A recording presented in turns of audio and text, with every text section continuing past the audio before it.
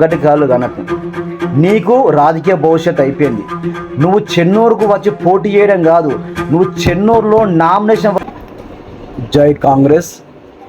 గత 2-3 రోజుల క్రితం చెన్నూరు మాజీ శాసనసభ్యులు బాల్క సుమన్ గారు మరి గౌరవ చెన్నూరు శాసనసభ్యులు వివేక్ వెంకట స్వామి గారి పైన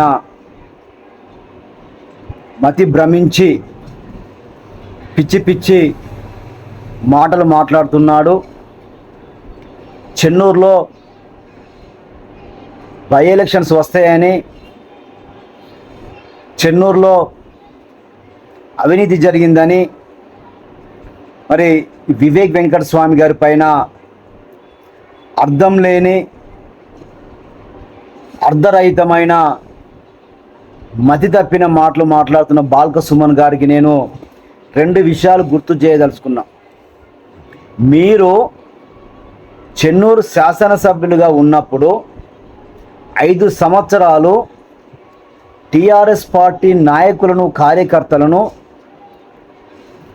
ఏ విధంగా ఉసిగొల్పారంటే, మీరు ఏదైనా చేసి రండి, నేను మీ వెనుక ఉంటా, గోడకు తుపాకి ఉన్నది, మరి అవసరమైతే చంపండి, నరకండి, కొట్టండి అని చెప్పిన మాటలకు ఈరోజు మీ టీఆర్ఎస్ పార్టీ నాయకులు, కార్యకర్తలు మీ మాటలకు మీరిచ్చిన ఆ ప్రేరణకు ఈరోజు చెన్నూరులో శనికుంట చెరువును బాంబులు పెట్టి పేల్చే స్థితికి వచ్చిందంటే దాంట్లో మీ కార్పొరేటర్లు, మీ కౌన్సిలర్లు, మీ మున్సిపల్ చైర్మన్లు, మీ నాయకులు కూడా మరి మీరిచ్చిన మాటల స్ఫూర్తితోని కొంతమంది అక్కడ స్థానికంగా ఉన్నటి అన్ని రాజకీయ పార్టీ నాయకులను వెంట వేసుకొని వెళ్ళి ఒక చెరువును ధ్వంసం చేశారంటే దానికి కారణం మీరు కాదా?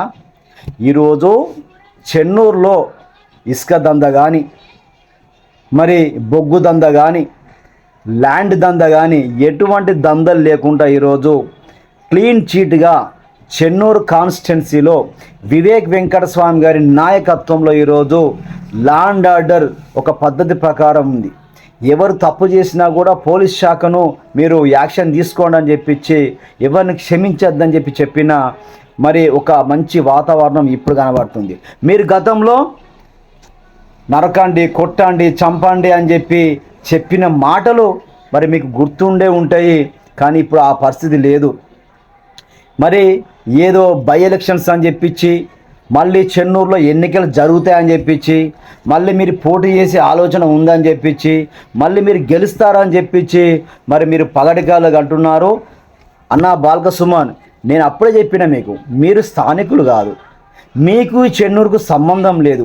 ఇక్కడ మీకు చుట్టాలు లేరు, పక్కాలు లేరు. ఇక్కడ నువ్వు ఛాయ్ తాగినోని కాదు, ఒక చిల్లర సామాను కొన్నోని కాదు. మరి ఇక్కడ నువ్వు మరి ఎక్కడ కూడా నీకు ఏ మండలానికి కానీ, ఏ గ్రామానికి కానీ, మరి ఏ పట్టణానికి కానీ, ఏ వ్యక్తికి కానీ నీకు ఇక్కడ ప్రజలకు ఎటువంటి సంబంధం లేదు. నేను చెప్పిన టీఆర్ఎస్ పార్టీ నాయకులారు అనవసరంగా బాల్క సుమన్ మాటలు పట్టుకొని మీరు అనవసరం రెచ్చిపోతున్నారు. రేపు అతనికి ఓడిపోతే మళ్ళీ ఇక్కడికి రాడు.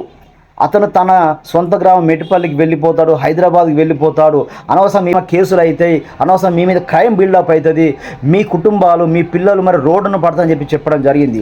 నేను చెప్పినట్టే ఈరోజు చెన్నూరులో టీఆర్ఎస్ పార్టీ నాయకులు, కార్యకర్తలు జైలుకు వేయరు ఈరోజు. మరి అంతటా కూడా మరి వారిపైన కేసులు కూడా మరి ఈరోజు మరి బుక్ అయ్యాయంటే కేవలం మీరు ఇచ్చినటువంటి అహంకారపూరితమైన మాటలతో ఈరోజు టీఆర్ఎస్ పార్టీ నాయకులు, కార్యకర్తలు గూండాలకు వ్యవహరిస్తున్నారు. నేను మళ్ళీ చెప్తున్నా, నువ్వు సుమన్ పగటి కాళ్ళు కనకు, నీకు రాజకీయ భవిష్యత్తు అయిపోయింది. నువ్వు చెన్నూరుకు వచ్చి పోటీ చేయడం కాదు, నువ్వు చెన్నూరులో నామినేషన్ వేసే పరిస్థితి కూడా లేదు. సుమన్ గారు, నువ్వు నామినేషన్ వేసే అర్హత కూడా నీకు లేదు. ఇక్కడ ప్రజలు నీకు బుద్ధి చెప్పారు, ఓటుతోని తరిమి కొట్టినారు. ఇప్పటికైనా మంచిగా నీ మాట పద్ధతి మానుకొని అక్కడ కేసీఆర్ దగ్గర ఊడిగం చేసుకో తప్ప మళ్ళీ మా చెన్నూరు వైపు చూడొద్దని చెప్పి హెచ్చరిస్తున్నాం.